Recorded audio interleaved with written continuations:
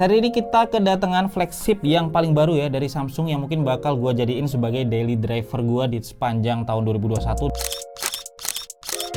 Balik lagi sama gue Febian dari channel Kepoin Tekno, dan subscribe ya kalau kalian suka perkembangan gadget dan teknologi. Dan kita langsung aja ya unboxing dulu Samsung Galaxy S21 Plus 5G ini guys. Dan kalau kita lihat ini tipis ya untuk boxnya, jauh lebih tipis dari Samsung Galaxy versi-versi sebelumnya guys. Karena ya ini nggak nyertain charger ya, jadi kayak iPhone 12 series juga.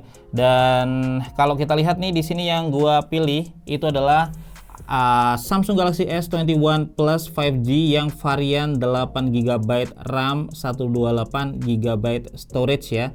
Dan ini tuh yang warna Phantom Silver. Dan by the way ini HP-nya udah bisa kalian PO ya, dengan dua varian yang udah available buat di PO guys, yaitu yang varian 8GB RAM, 128GB storage, dan yang 256GB storage ya. Dan ini harganya terpaut sekitar 1 jutaan rupiah untuk selisih di antara keduanya ya.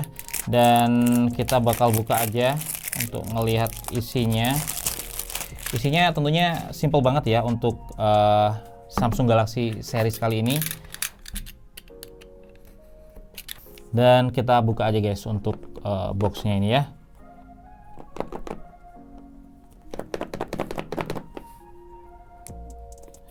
Ini lumayan keset nih ngebukanya. Wow ya, jadi kayak gini ya boxnya. Kita langsung dikasih sama ini nih detail emailnya, terus kemudian langsung ke buka HP-nya ya. Jadi sesimpel itu untuk boxnya saat ini guys. Kita singkirkan dulu aja untuk ngelihat isinya lagi kayak gimana. Dan ini guys ada ini, oh dia box kecil kayak gini, dan ya udah nggak ada apa-apa lagi ya, kosong ya. Di boxnya ini kita dapat yang di belakang ini ada SIM tray ejector ya. Kemudian di dalamnya ini kita dapat ada panduan singkat ya, dan karena ini resmi dari Samsung Indonesia, panduannya juga udah bahasa Indonesia guys ya, dan ada satu yang bahasa Inggris juga. Terus kemudian ini juga ada, nah ini kabel chargernya ya. Kabel chargernya ini Type C to Type C. Nah guys ya kayak gini, dan kabelnya rada kaku sih ya, tapi cukup panjang, jadi udah oke. Kemudian kita dapat apa lagi nih? Udah habis ya guys. Jadi kita nggak dapat kepala chargernya. Dan by the way untuk kalian yang belum punya kepala charger, maka kalian harus nyiapin ya kepala charger. Dan ini tuh support 25 watt fast charging.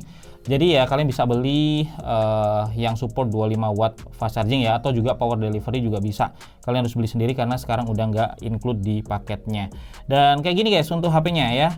Jadi masih segelan, dan kita bakal langsung buka aja untuk sekaligus kita lihat gimana ininya guys. Oke. Dan oh kameranya juga punya segel sendiri ya, jadi di segel terpisah nih. Wow, dia premium banget sih. Kita lepas dulu semua stikernya, dan di depan ini ada segel juga di layarnya ya, banyak ternyata. Kemudian di samping-sampingnya juga ada ternyata. Oke, kita lepas semua aja. Dan kita nggak dapat case bening, terus nggak dapat headset juga nggak dapat ya. Jadi bener-bener cuman HP sama kabel charger dan SIM tray ejector aja. Dan HP-nya kayak gini ya, by the way, dia cukup compact ya. Untuk frame-nya sendiri dia metal ya, aluminium. Terus kemudian belakang ini glass dengan proteksi Gorilla Glass juga. Jadi dia rigid banget ya. Dan kemudian untuk tebelnya sih dia sama ya kayak di Samsung Galaxy S20 Plus ya yang kemarin. Terus dari beratnya sebenarnya nggak begitu kerasa bedanya, cuman kalau gue lihat di speksnya dia sedikit lebih berat ya, tapi di tangan sih nggak begitu kerasa. Terus kemudian untuk layarnya dia flat, dan ini bikin feel-nya tuh lebih solid ya, lebih rigid gitu dibandingkan dengan layar yang menggunakan curve.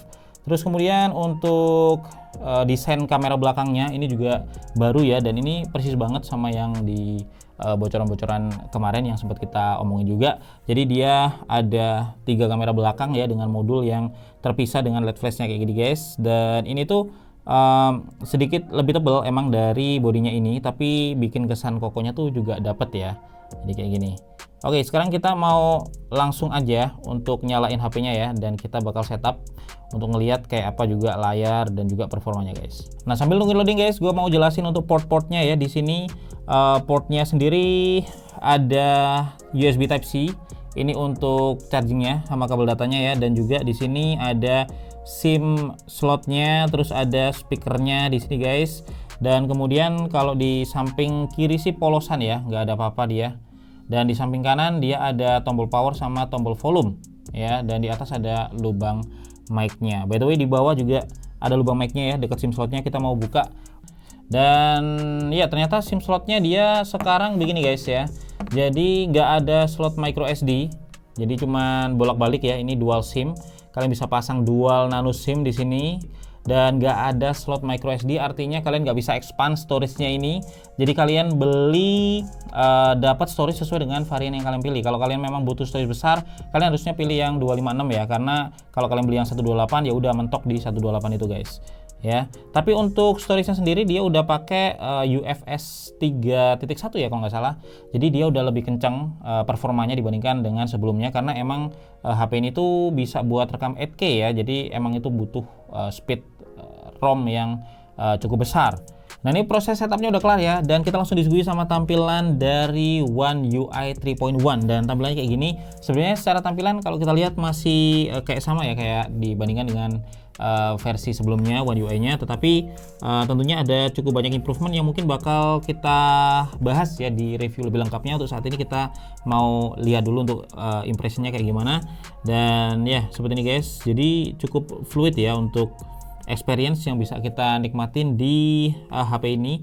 Dan kalau kita swipe ke kanan ya, ini sekarang kita langsung disuguhi sama Google Fit ya. Jadi bukan widget atau apa lagi, tapi Google Fit langsung ke berita-berita yang udah personalize ya sama interest kita dari Google. Dan untuk yang lainnya ini secara experience sebenarnya masih cukup mirip ya, tetapi terlihat ada beberapa perbedaan di sini baik secara tampilan ataupun yang lainnya, yang nanti bakal kita bahas lebih lengkap di video reviewnya guys. Nah, untuk layarnya dia pakai Dynamic AMOLED 2X ya, dengan refresh rate 120 Hz sama kayak yang sebelumnya. Cuman di sini plusnya kalau gue lihat di brightness-nya ini kayak lebih tinggi ya dari sebelumnya ya. Jadi dia bisa lebih terang lagi guys dibandingkan dengan yang seri Samsung Galaxy S20 Plus kemarin. Tapi untuk resolusinya dia sedikit turun. Jadi sebelumnya itu lebih tinggi dibandingkan yang ini, meskipun kalau dilihat mata ya resolusi Full HD Plus di HP ini secara tampilan juga masih tajam dan nggak beda dari sebelumnya. Nah, untuk layarnya dia flat guys ya. Jadi dia lebih solid, kalau kita perhatikan dipegang juga lebih enak ya. Dan kemudian untuk lebarnya sendiri dia 6,7 inch ya, dan terkesan luas dengan Infinity O di sini. Lalu untuk bezelnya udah tipis banget ya, bezelnya di sini guys. Jadi sekitar layarnya ini bezelnya rata ya, dan tipis juga. Jadi isi depan layar semua guys. Terus improvement lain di layar ini dia udah pakai Gorilla Glass Victus ya. Jadi ini udah keras, tahan gores juga, dan belakangnya dia juga diproteksi dengan Gorilla Glass. Jadi depan belakang udah ada proteksi anti goresnya semua guys. Nah, untuk kameranya sendiri sebenarnya secara setup ya itu nggak terlalu berbeda dengan Samsung Galaxy S20 Plus sebelumnya. Jadi di kamera depan dia pakai kamera selfie 10 megapiksel ya. Terus di belakang ini ada 12 megapiksel ultra wide angle ya yang paling atas, terus ada 12 megapiksel juga wide angle, dan yang bawah ini 64 megapiksel telefoto guys ya. Dan dia bisa sampai 30 kali digital zoom ya. Jadi udah lumayan kalau kalian pengen ngezoom. Nah, untuk kameranya waktu gue coba sih sekilas ya, ini hasilnya bening. Jadi kalau kalian lihat nih dia ini jernih ya, padahal ini kondisi ruangan cukup gelap guys. Dan ini kamera selfie-nya. Terus untuk kamera belakang ini ada satu fitur yang gue suka sih sebenarnya ya. Ini fitur baru juga dan nggak ada di seri sebelumnya. Ini ada director view atau mode sutradara ya kalau nggak salah. Dan di sini tuh kayak ada banyak pilihan, kita bisa rekam video dan ganti-ganti mode ya. Kayak misalkan kita lagi rekam tuh ada kamera di sono, kita bisa pindah ke kamera telefotonya, jadi dia ngezoom ya.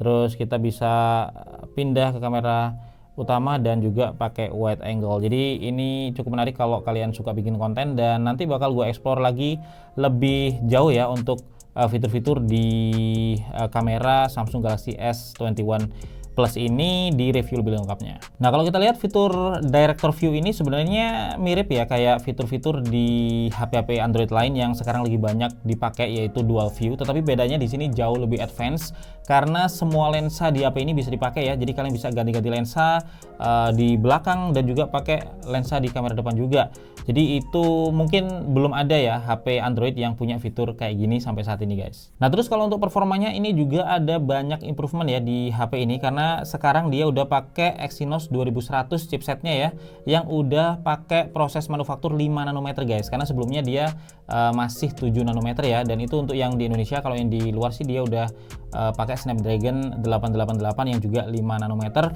Dan sekilas ya kalau untuk performanya ini smooth banget ya. Gue coba scroll di sini juga smooth karena dia juga fleksibel, jadi expect banget untuk performa yang ya sekenceng ini ya. Dan kalau kita pakai buat main PUBG ya, itu kita coba maksimalin, dia bisa di setting HDR yang ultra ya. Untuk ultra HD nggak bisa, dan ya kayak gini guys. HDR ultranya kita coba ya untuk aktifkan dengan anti aliasing on, dan juga settingnya realistik ya. Kita coba kita oke. Nah, ini setting paling mentok yang bisa kalian mainkan dan lancar banget ya buat main PUBG. Wow, ini memuaskan banget sih ya buat kalian yang suka ngegame. Karena apa? Karena layarnya luas yang pertama, terus kedua tampilan layarnya juga bagus banget, fluid, dan performanya mantap ya. Jadi ini mulus banget guys, untuk tampilannya keren banget nih. Jadi untuk performa gaming oke, dan harian jelas ya bakalan bagus banget untuk flagship sekelas S21 Plus ini. Nah, improvement lain ya di HP ini itu ada di baterainya, yang sekarang baterainya lebih besar ya kapasitasnya dengan 4800 mAh. Dan ini lebih besar dari sebelumnya, karena sebelumnya dia di Samsung Galaxy S20 Plus itu 4500 mAh ya. Dan di situ sebenarnya ini improvement yang cukup bagus. Kenapa? Karena dengan baterai yang lebih besar dia tetap bisa mempertahankan untuk ketebalan yang masih bisa dibilang sama ya dengan sebelumnya guys. Jadi untuk baterainya bakal lebih awet lagi di HP ini. Dan terus kemudian juga dia udah support fast charging 25 watt ya. Cuman chargernya emang nggak ada, dan kalian bisa nyiapin sendiri chargernya. Baik itu pakai charger yang udah kalian punya, atau kalian beli sendiri yang udah support 25 watt fast charging, atau juga support power delivery 3 ya. Dan kalau bisa gue simpulin ya, di first impression kali ini merupakan HP yang menurut gue sangat premium ya, karena di Januari ini belum banyak brand ya yang rilis flagship, dan ini masih bisa dibilang pilihan terbaik kalian kalau pengen flagship terbaik saat ini guys. Dan kalau dari sisi desain gue seneng banget karena dia compact, kemudian premium ya, kesan mewahnya tuh dapat banget. Terus kemudian dari sisi tampilan dia juga tampilannya bagus dengan warna yang tajam juga, dan bening banget. Kalau layarnya tuh kelihatan bening banget guys. Untuk kamera nanti bakal gue bahas di review lebih lengkapnya, tapi so far ini bening, dan ada fitur-fitur yang juga menarik ya kayak director view tadi udah gue bahas. Terus juga untuk baterai dia lebih besar, cuman sayangnya memang di HP ini tuh sekarang nggak bisa di-expand untuk storage-nya karena nggak ada slot micro SD-nya, dan juga kita harus nyiapin kepala charger sendiri ya. Dan itu dulu guys yang bisa gue bagiin di video kali ini, dan mungkin gue bakal pakai ini ya di mungkin sebulan 2 bulan ke depan sebagai daily driver untuk gantiin ini nih, gantiin iPhone lama gue, iPhone 11 Pro Max ya. Dan kalau emang cocok, ini bakal jadi daily driver gue selama di sepanjang tahun 2021. Kita bakal lihat lagi, dan gue bakal bagiin experience-nya nanti kalau udah gue pakai, dan juga bakal gue bagiin review lebih lengkapnya guys. Jadi buat kalian yang penasaran, pastikan subscribe channel Kepoin Tekno, dan kita bakal ketemu lagi guys di video tekno menarik lainnya besok.